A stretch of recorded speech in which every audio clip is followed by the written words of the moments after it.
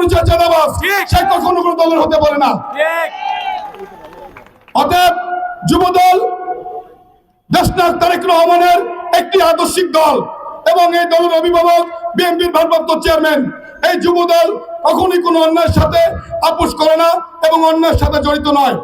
মোহাম্মদপুর থানা যুবদল বিগত আমলেও সর্বোচ্চ ভূমিকা রেখেছে, ইনশাআল্লাহ আগামীতেও সর্বোচ্চ ভূমিকা রাখবে। এবং প্রিয় নেতৃবৃন্দ, আরেকটা কথা বলবো, আন্দোলন কিন্তু আমাদের শেষ হয় না এখনো।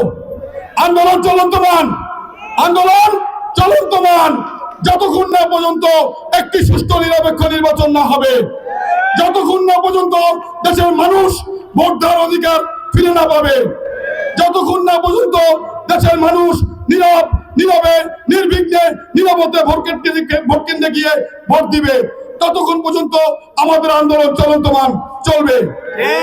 এবং আমি এই সরকার